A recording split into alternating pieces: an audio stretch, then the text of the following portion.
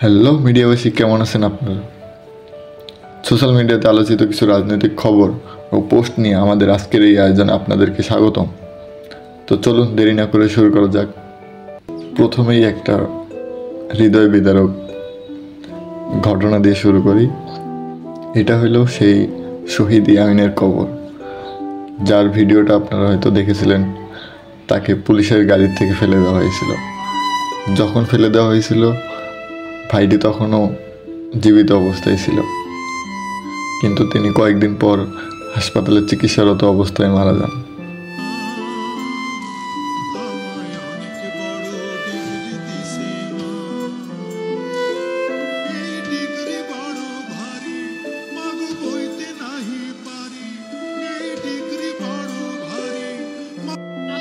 এরপর একজন পোস্ট করেছেন ডিবি হারুনকে নিয়ে, উপরে দুইজন সমন্বয়কের শপথ গ্রহণের চিত্র আর নিচে ডিবি হারুন বলতেছে, এগুলো করার জন্য আমার হোটেলে ভাত খাইয়েছিলাম। এইখানে একটা পোস্ট, এই পোস্টটা অনেক কষ্টদায়ক। শহীদ গোলাম নাফিস, 17 বছর বয়স ছেলেটার, বনানী স্কুল অ্যান্ড কলেজে এসএসসি 2024 ব্যাচের একজন ছাত্র ছিলেন। ক্যাপশনে লিখেছেন, সারা বাংলাদেশ মিলে এই ছবিটার ভার বহন করতে পারবেন। এই ছবিটা ডক্টর ইউনূস আজকে ঢাকেশ্বরী মন্দিরে ভাষণ দিয়েছিলেন। সেইখানে তিনি বলেছেন, মুসলমান, হিন্দু, বৌদ্ধ নয়, মানুষ হিসাবে আমাদের অধিকারগুলো নিশ্চিত হোক। আসলে এটাই, আমরা সবাই তো মানুষ। তো এখানে ধর্ম বর্ণ নির্বিশেষে আমাদের একটাই পরিচয় হওয়া উচিত, আমরা মানুষ, আমাদের অধিকারগুলো নিশ্চিত হোক। এই পোস্টটা মেট্রো রেল নিয়ে। এটা একটা খবর, দ্য ডেইলি ক্যাম্পাস খবর ছাপেছে যে যাত্রী ছাড়াই মেট্রো রেল চলবে আজ। তার মানে এটা হলো একটা পরীক্ষামূলক মেট্রো রেল চালানো। সামনে 17ই আগস্ট মেট্রো রেল চালু হতে যাচ্ছে আবার নতুন করে। হাসিনা সরকার ওই সময় বলছিল মিনিমাম 1 বছর সময় লাগবে, কিন্তু 1 মাসও সময় না যাইতেই আমাদের মেট্রো রেল আবার চালু হইতেছে। এর পরের পোস্টটা হলো সময় টিভি নিয়ে, একটা দালাল টিভি। সেই দালাল টিভির কিছু সাংবাদিক আজকে একটা মানববন্ধন করতেছে যে অ্যাডভোকেট কামরুল ইসলামের ভাগিনামুক্ত সময় টিভি চাই। তো এখানে যে সিইও, সে হলো অ্যাডভোকেট কামরুল ইসলামের ভাগিনা। আওয়ামী লীগের সাথে ওনার অনেক ভালো সম্পর্ক, তাই তারা দালালের ভূমিকা করছিল এই পুরো আমাদের দ্বিতীয় মুক্তিযুদ্ধে। এই খবরটা কুড়িগ্রাম রাজারহাট মন্দিরে হামলা করতে এসেছিল কয়েকজন হিন্দু, 10 জনের মতো। তাদের একটা বড় পরিকল্পনা ছিল, মূল পরিকল্পনায় 68 হিন্দু ছিল। তাহলে এখানে আমাদের আওয়ামীপন্থী কিছু হিন্দু জনতা আমাদের দেশকে খারাপ সিচুয়েশনে ফেলার জন্য এইসব কাজ করতেছে। বোঝাই যাইতেছে যে আমাদের চারপাশে সংখ্যালঘুদের উপর যে হামলা হইতেছে সেটার মূল কারণ কি এবং কারা এটা সংগঠিত করতেছে, কী উদ্দেশ্যে সংগঠিত করতেছে। আর বেশিরভাগ ক্ষেত্রে সংখ্যালঘুদের উপর যে হামলা হয় সেটা মূলত একটা গুজব বলা চলে। বেশিরভাগ গুজব, খুবই কম পরিমাণ আমি পাইছি যেটা স্বাভাবিক বা সত্য নিউজ। এই ছবিটা একজন পোস্ট করেছে, আমাদের পলকে পলকে পলক ভাই, যার কথা পলকে পলকে চেঞ্জ হয়, সেই পলক, খনি পলকের একটা ভিডিও না তো, এটা একটা ছবি। উপরে ক্যাপশন দিছে যে পুরো ভিডিও সামনে আসতেছে। তো দেখা যাক, ভিডিও আসলে আপনাদের অবশ্যই জানাবো। ছবির মানুষটারে সবাই চিনেন, এ হলো আমাদের খুনি হাসিনার ছেলে, যে একজন খ্রিস্টানকে বিয়ে করেছে এবং আমেরিকায় থাকতে থাকতে দেখা যাচ্ছে যে সেও হয়তো বা খ্রিস্টান হয়ে গেছে, তার শরীরে ট্যাটু করা। ছেলে হয়েছে নাম কি? আমি বললাম নাম জয়। इसका मतलब क्या है? तो हम लोग जय माने विक्ट्री, जय माने आनंद, जय माने विक्ट्री। যখন বলছে জয় মানে ভিক্টরি, তখন ওরকম মেজাজ খারাপ হয়ে গেল। ও ঘুরে যখন চলে যাওয়ার সময় বলতেছে আর এক নমরুদ পয়দা হওয়া। এটা একটা খবর যেটা হলো রাজধানীর চানখারপুল এলাকায় ওয়ার্ড আওয়ামী লীগ সভাপতি রোকন বিশ্বাস স্ত্রীর 3 পিস পরে পালিয়ে যাওয়ার সময় সেনাবাহিনীর হাতে আটক। আপনারা হয়তো এই ছবিটা দেখে থাকবেন। তো এই সেই ওয়ার্ড আওয়ামী লীগ সভাপতি রোকন বিশ্বাস।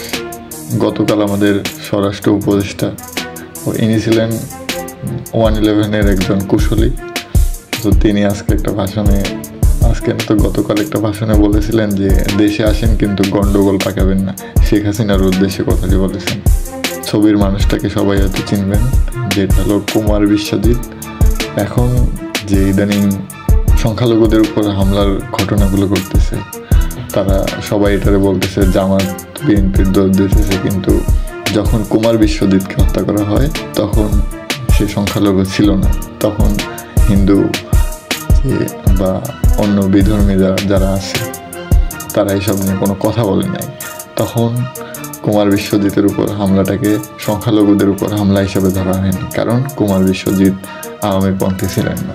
তো এটাই হলো পার্থক্য। যখন স্বাভাবিকভাবেই কোনো একজন সংখ্যালঘুর উপর হামলা হয় তখন সেটা সংখ্যালঘুর উপর হামলা না, কিন্তু যখন একটা আওয়ামীপন্থী সংখ্যালঘুর উপর হামলা করা হয় তখন সেটা সংখ্যালঘুর উপর হামলা হিসেবে চালায় দেওয়া হয়। বাংলাদেশের বর্তমান পররাষ্ট্র যে উপদেষ্টা আছে, তিনি একটা বক্তব্য দিয়েছেন। সেই বক্তব্যে বলেছেন শেখ হাসিনার ভারতে অবস্থানের দ্বিপক্ষীয় সম্পর্ক নষ্ট হবে না।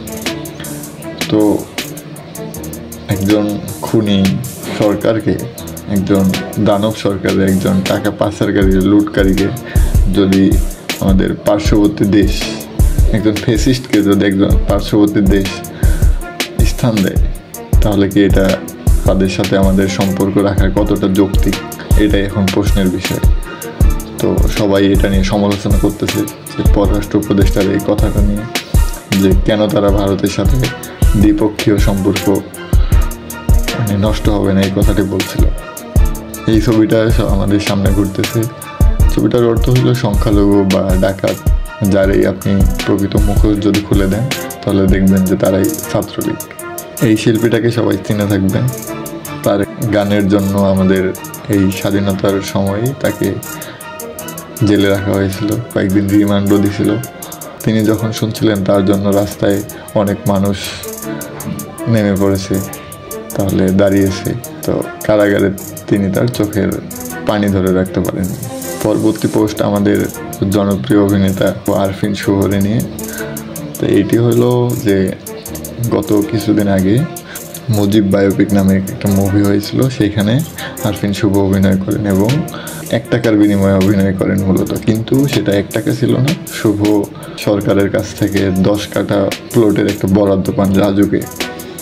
তো এখন সবাই বলতেছে যে রাজুকের এই 10 কাঠা প্লট যেটা পাইছিল শুভ, সেটা কি এখনও থাকবে প্লটের, তাহলে কি হবে, সেই জিনিসটা এখন বলতেছে। এই পোস্টটা একজন শেয়ার করেছেন যে বাংলাদেশ সেনাবাহিনীর সাথে বিদেশিনী বাঙালি সাজে ট্রাফিকের দায়িত্ব পালন করতেছে। বর্তমান বাংলাদেশের যত শিক্ষার্থীরা আছে তারা ট্রাফিকের দায়িত্ব পালন করতেছে, তাদেরকে স্যালুট জানাই। আরেকটি নতুন ঘটনা, আয়নাঘরে 72 দিন। একজন তার আয়নাঘরে 72 দিন থাকার কাহিনী শেয়ার করেছেন। আমরা শীঘ্রই আয়নাঘরে আরও অনেক গল্প শুনতে যাচ্ছি। এরপর আজকের সবথেকে বড় খবর, সাবেক আইনমন্ত্রী এবং আরেকজন নেতা যাকে দরবেশ বাবা নামে সবাই চিনে, তারা মিয়ানমারে পালিয়ে যাওয়ার সময় সদরঘাট থেকে তাদেরকে আটক করা হয়। সর্বশেষ একটা জিনিস শেয়ার করতেছি, সেটা হলো শেরেবাংলা কৃষি বিশ্ববিদ্যালয় ছাত্রলীগ নেতাকে জুতার মালা পরিয়ে ঘোরালেন শিক্ষার্থীরা। এটা একটা আমাদের জন্য, যারা মুক্তিকামী আছে তাদের জন্য অনেক ভালো খবর। তো ধন্যবাদ সবাইকে সাথে থাকার জন্য।